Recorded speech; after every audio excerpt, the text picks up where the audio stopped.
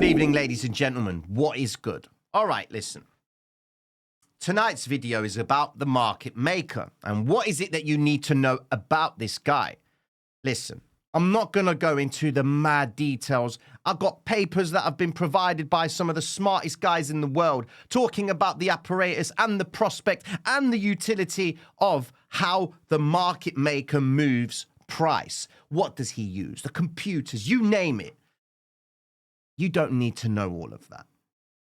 You just need to know what his purpose is. You've got to try and get into your mind and be familiar with the way he tries to move price into one zone against the next to fulfill his obligation to the exchanges, but also his bottom line.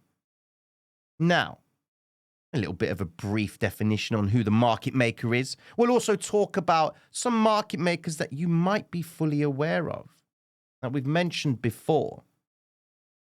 Now listen, the market maker's sole purpose is to provide liquidity, okay? Now, without the market maker, there will be a few problems in any markets that we would decide to trade.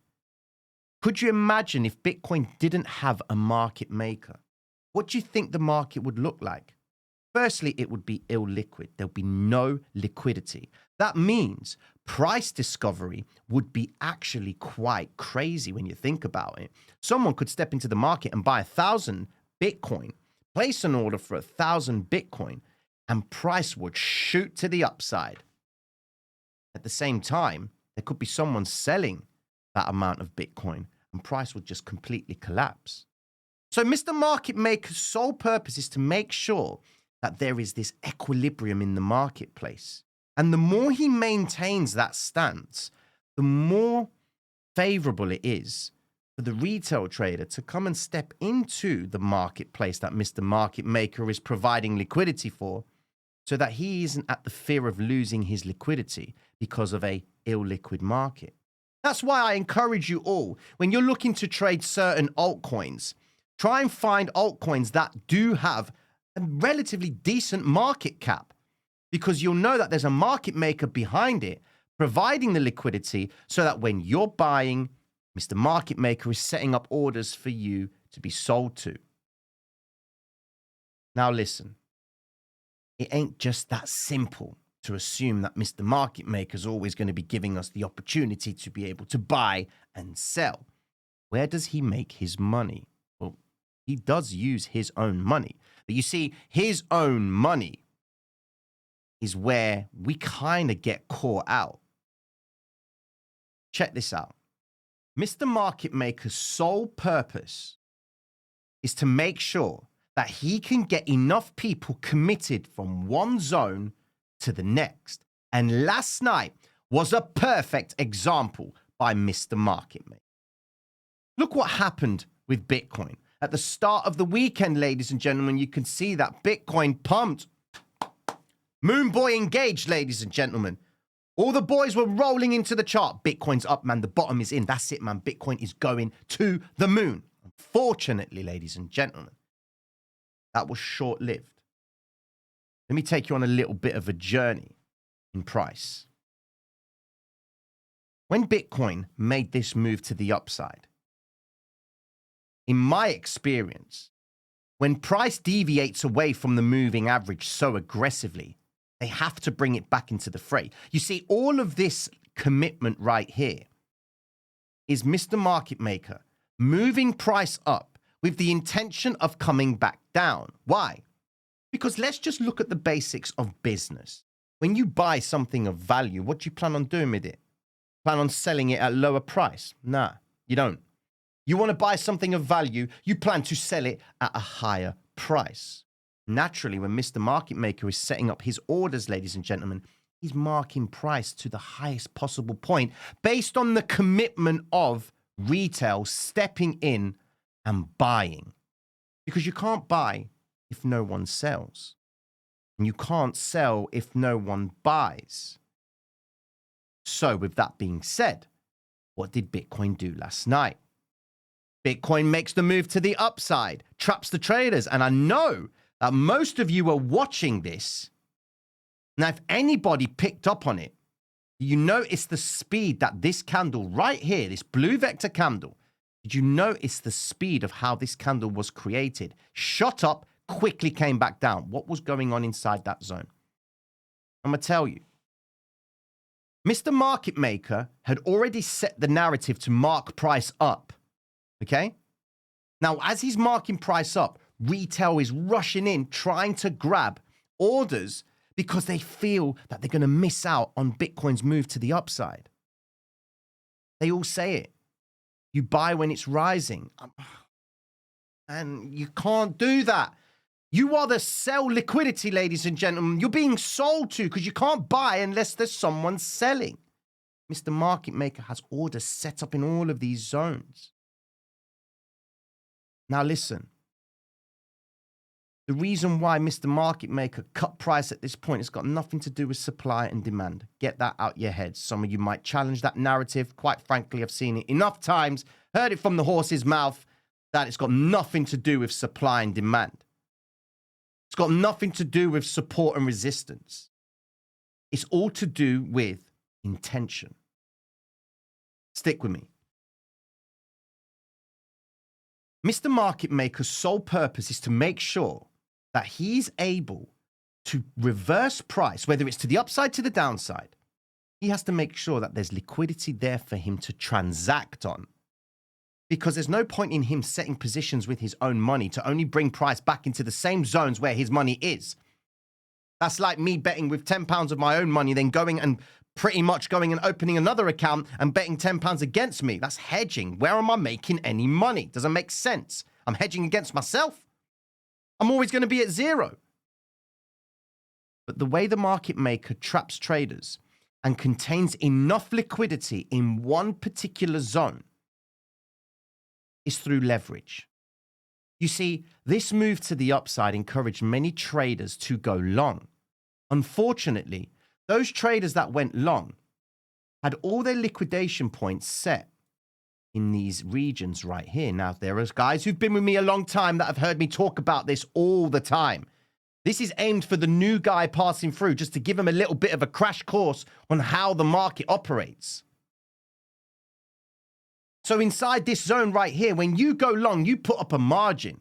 There's a set amount of capital that you put up to open a trade. That's your margin.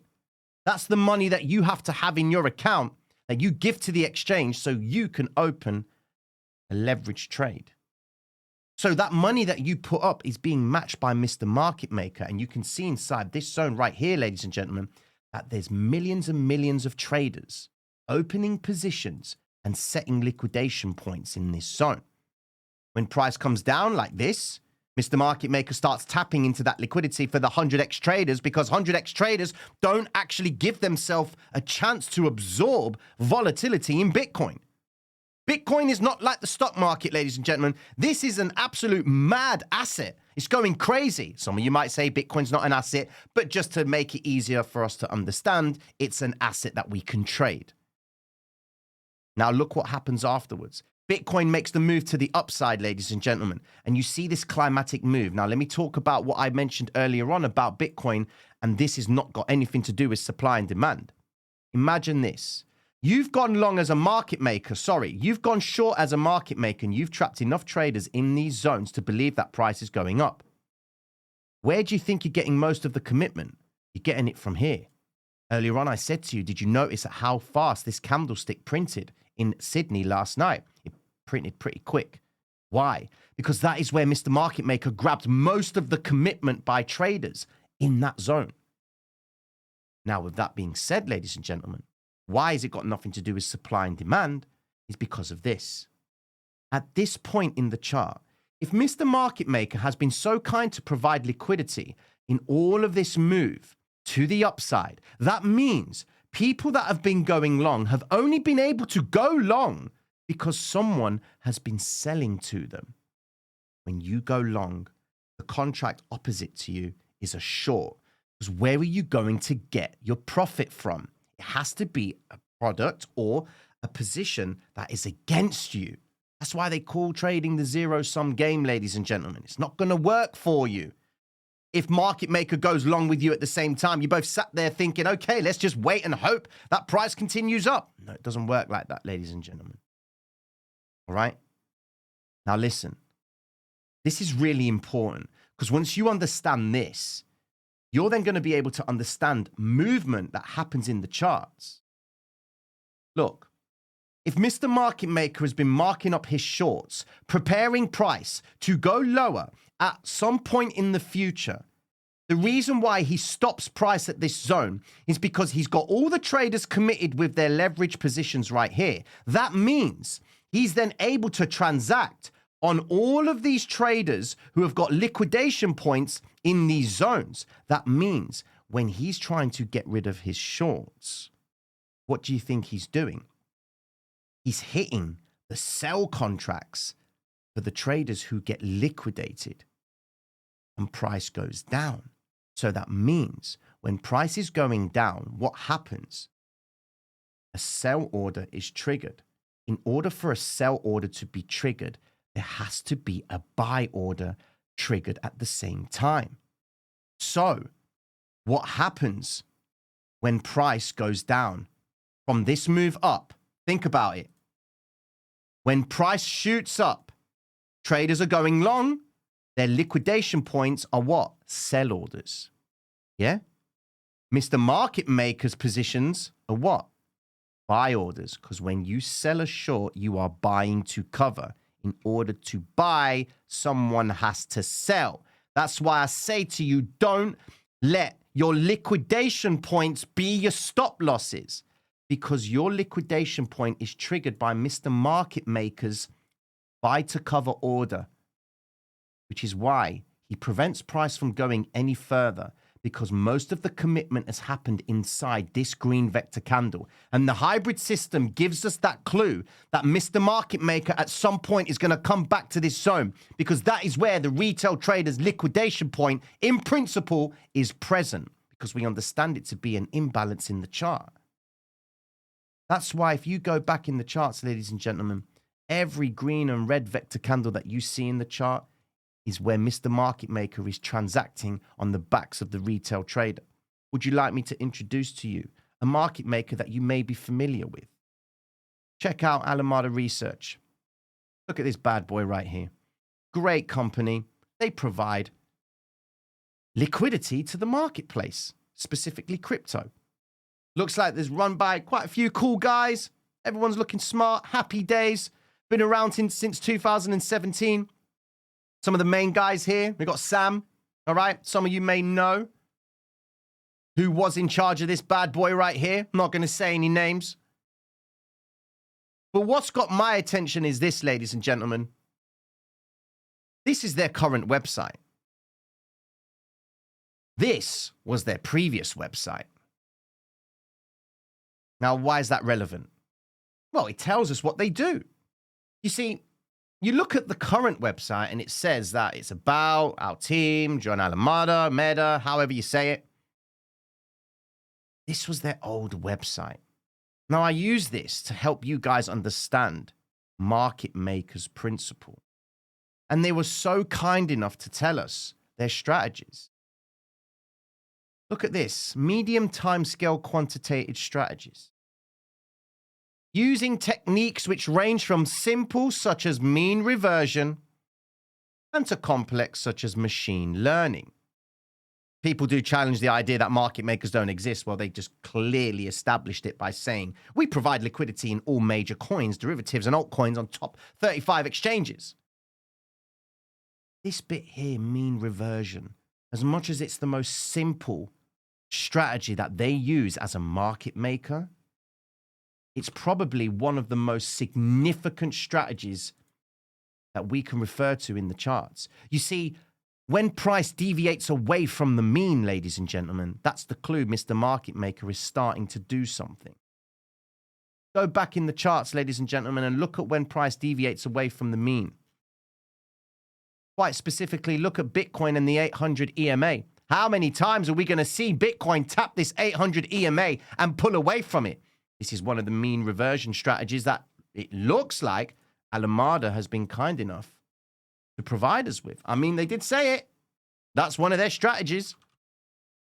So that is, in principle, how the market works. And your goal is to try and establish the likelihood or the probability of when price deviates away from a moving average. You know Mr. Market Maker is going to be stepping in at some point to bring it back into the narrative, to revert price back into the mean, or what we would understand to be fair value. You can use this information to really dive into understanding how the market makers move price. Don't put yourself in a rabbit hole and try and find out exactly how they do it. Their algorithms and the guys who are programmed to write these algorithms are the smartest people in the world. And it's not going to be the case of you Googling how an algorithm works. You want to know how one works? Check out the paper in the description of this video on market maker algorithms. Check it out, read it, and tell me how you can make sense of it. They blatantly tell you how it's done. They don't tell you when. And that is where the hybrid system comes into play, ladies and gentlemen. By principle of the vector candles, when we see a big push to the upside, we know market maker is doing his business. We know that he's trapping longs because we know he's going to try and rip price back down again. The narrative across the market says so. In tomorrow's videos, ladies and gentlemen, I'm going to be talking about the yields and why these are so important for us. Of course, tomorrow is the start of the New York live streams, and I'm looking forward to doing those bad boys because that's when you're going to see me absolutely go mad on price. But I hope tonight's video has served its purpose, ladies and gentlemen. And you now can leave this video, of course, like, subscribe, do all that madness. But you can actually now go forward with your trading with that little bit of an understanding who the market maker is, what his purpose is, and how you can, in principle, look to try and exploit his behavior. We can't change the fact that the market itself is a zero-sum game. I'm not going to pull the wool over your eyes, ladies and gentlemen, and tell you that the hybrid system is a 100% success rate. No, it's not how this game works. Our goal is to identify market makers' presence. And once we've established that he's in the charts, marking price, moving it to particular zones in the charts, we can then play the game of probabilities to work out how likely he's going to move price from one point to the next on the exploit of the retail trader who doesn't pay himself. Mad love and respect, ladies and gentlemen. Take care of yourselves, and I'll check in with you all tomorrow. Peace.